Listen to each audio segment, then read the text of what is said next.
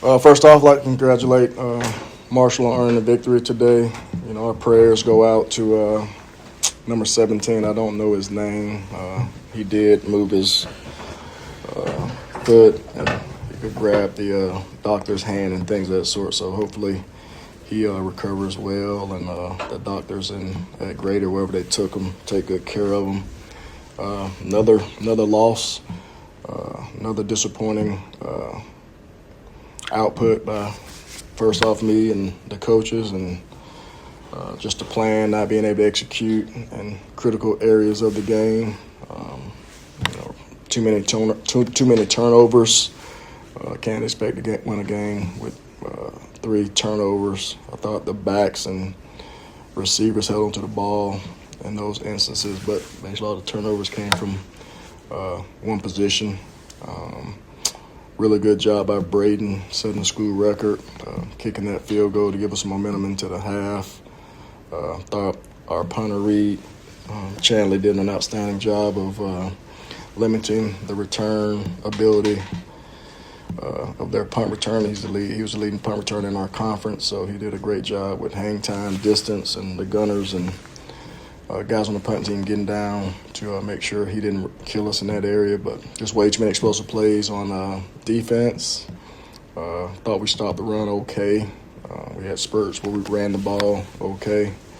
But third downs on offense, I think we had maybe 17 opportunities to convert on third down, made some fourth down conversions, but just way too many third down opportunities. And that means we didn't have enough explosive plays on offense when you have that many third downs. So we got to figure out ways to be more explosive. They did do a good job of double and sometimes triple covering Ted, and we got to progress and get through our reads, and got to go and throw the ball where the football needed to be thrown at times.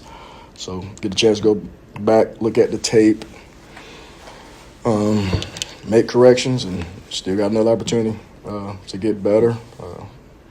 Thought some of our younger players played well, but just very disappointing not being able to finish games. Thought we responded at times, but not enough consistency. And when you get the opportunity to put that magical drive together to possibly go up, and we didn't, and we allowed them to go down and score to kind of put the game out of reach.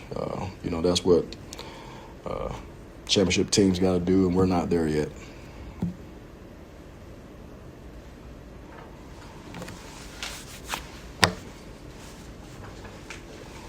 Well, just coach overall, you keep mentioning the defense and just had a slow start in the first half. Just what has been leading to these struggles just when you're starting the contest defensively, and what adjustments does this mean? A change of approach, maybe responsibilities? How do you handle these struggles defensively, especially in the first half? Yeah, it's a lot of different things.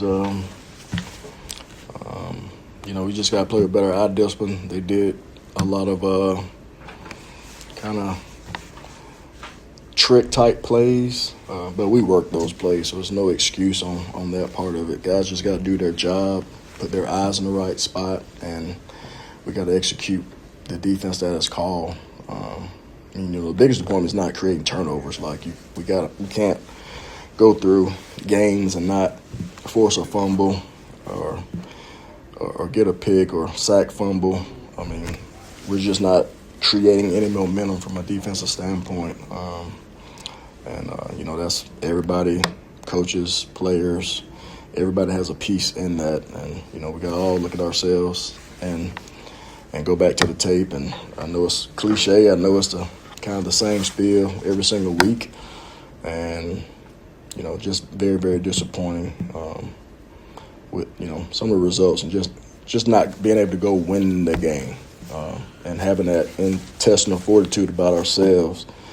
And just go make things happen, because it's really not about the play call. It's about, can you make a play? Can you challenge yourself? Can you not hesitate and believe in what's being called and just let it loose? Play scared too much. What was kind of the week like? I'm sure you were allowing as much time for Cam to get ready if possible, but was it a week where TJ was getting a lot of the reps? You were kind of preparing that was probably going to be his game at QB? Yeah, kind of knew it on Thursday. That was probably going to be.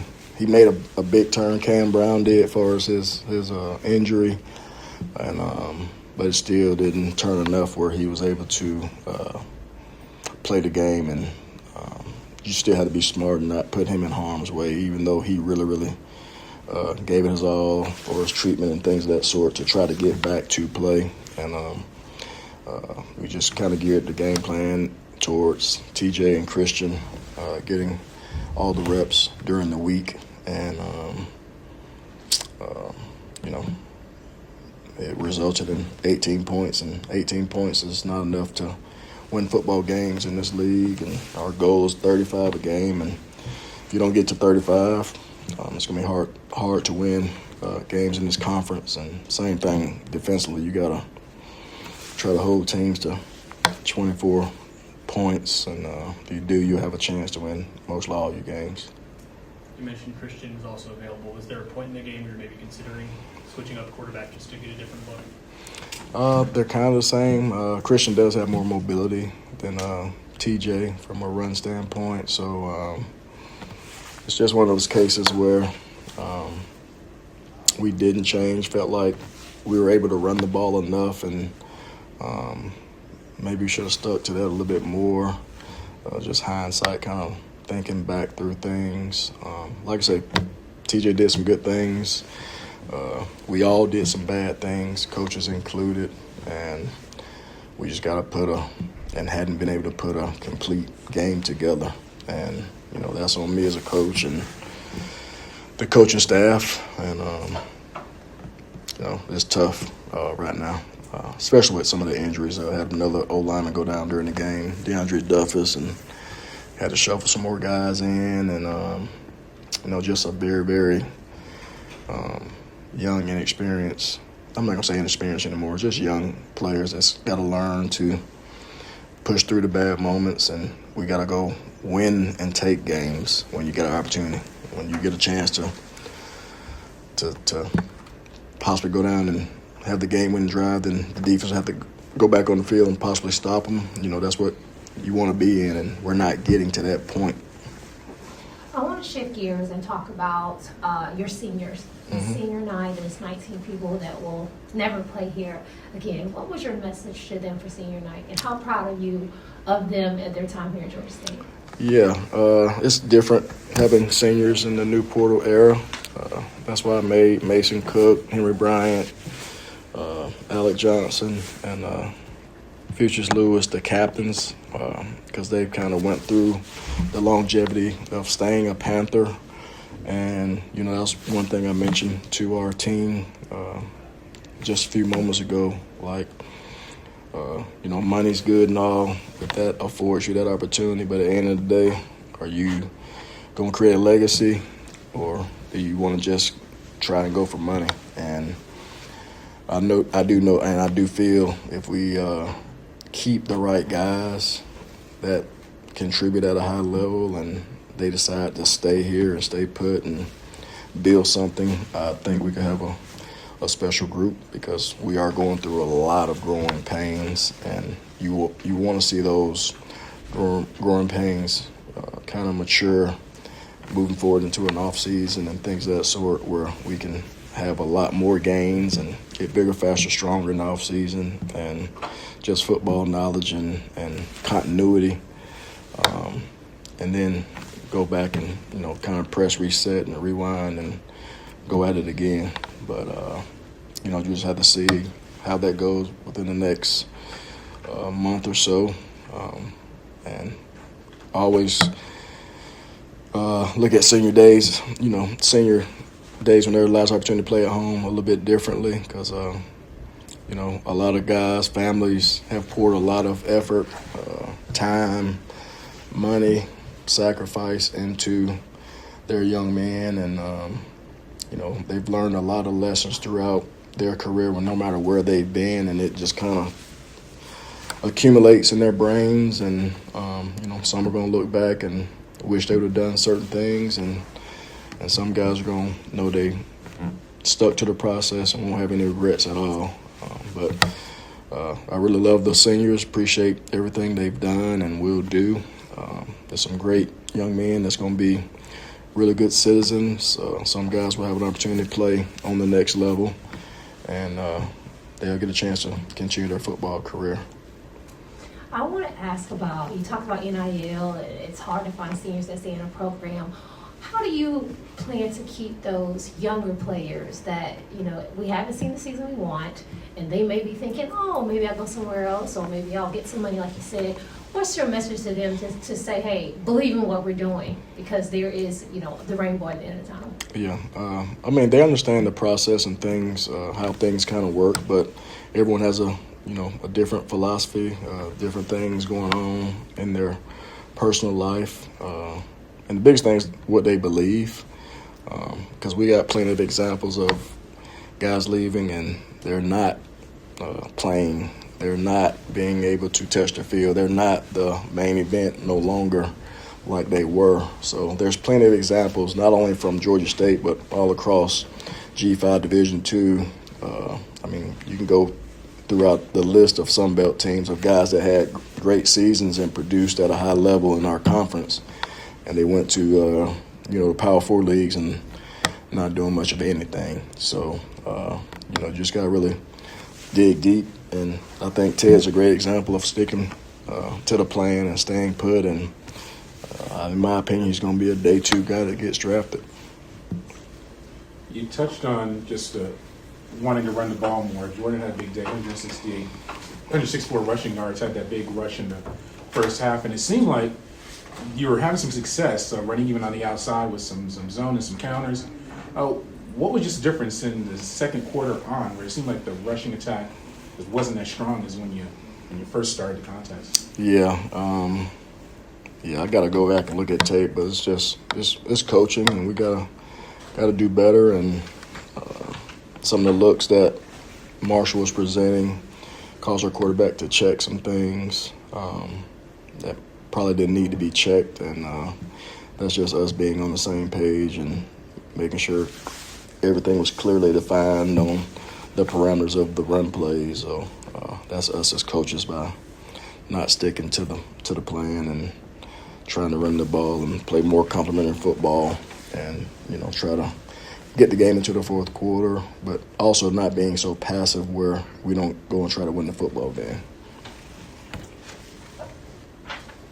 With Grant, obviously another touchdown, his third straight game with a touchdown. He's taken the rollover after Campbell gets hurt. I guess, at what point was it the flip switching with him versus getting more time in practice? I guess what has been the moment to where now he's pretty reliable out there running a lot of different routes?